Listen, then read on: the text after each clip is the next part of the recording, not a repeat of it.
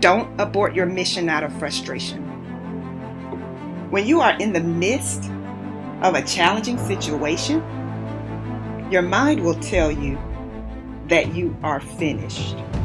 Your mind will tell you that you may as well cut your losses now. Your mind will tell you that you are stuck and will probably be where you are right now for a long time. But your thoughts cannot be trusted when your emotions are high. Your thoughts cannot be trusted when you have just experienced rejection. Being rejected does not mean that you are not smart enough or talented enough. Rejection is a part of your journey to success. So don't get stuck in your disappointment. Instead of focusing on how unfair your situation is, I'm challenging you to use your frustration to push you harder. I want you to know that you are not finished. In fact, you are just getting started. You see, your trials and your difficult moments are just a part of your process.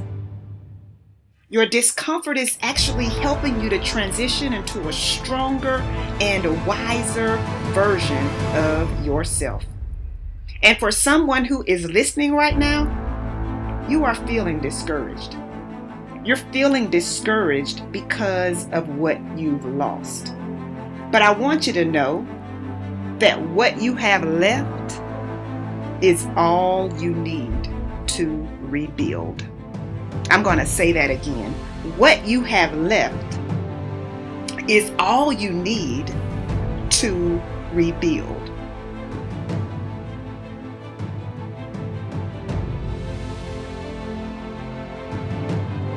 Your brokenness signifies a new beginning. This is a new beginning for you. So this is not the time for you to slack off. This is not the time for you to go to your unhealthy coping mechanism, whatever that is for you. This is not the time for you to go into your room, turn off the lights, and pull the covers over your head. This is the time for you to go into warrior mode. The dreams that you have are not going to fall into your lap. We all want that. We all want the easy route. We all want it to happen fast.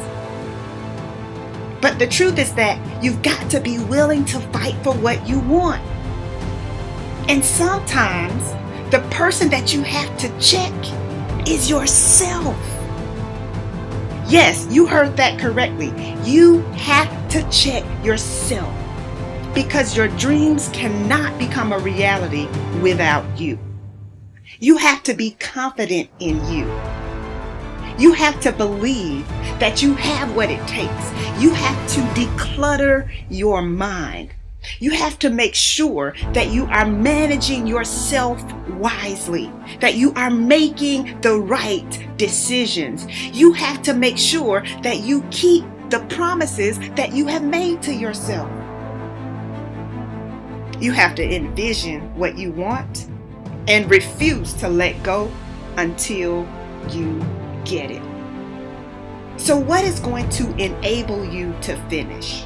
Well, there's a lot that goes into achieving your goals, so I don't want to make it sound like it's simple, but I can tell you this. Without extreme focus and tenacity, you will do a whole lot of starting, but very little finishing. So take note of this.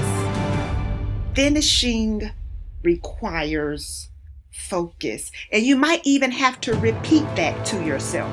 Finishing requires focus. It's easy to become distracted, especially with all of the chaos that's going on in the world right now. But you have work to do. And so it's important that you keep your focus in the right place. It's important that you keep working towards crossing the finish line. The easiest way to sink into a state of depression is to become consumed by your problems. There's a difference between being aware of your problems and being consumed by them. So if your problems are all that you seem to think about, your focus is in the wrong place. It's going to be up to you to recognize when it's time to shift your focus. And so whenever your mind tries to take you to a place that pulls you into a state of despair, you got to shift your focus. When you entertain negative thoughts, it's like being in quicksand. Before you even realize it, you can go from having a simple negative thought to feeling discouraged. And this doesn't take a long time. It can happen in a matter of minutes. And once you lock into that negative thought pattern, it's really difficult to come out of it. And so this is why you have to recognize your negative thought patterns quickly and shift your energy immediately. And so this is the only time you have permission to find a distraction. So that might sound contradictory when I'm saying you have to focus, but listen to what I'm saying. You do have to focus, and that is why when your mind goes negative, you have to find a distraction so that you can get back to that place where you're able to be productive. So that might mean that you have to take a moment and go for a walk.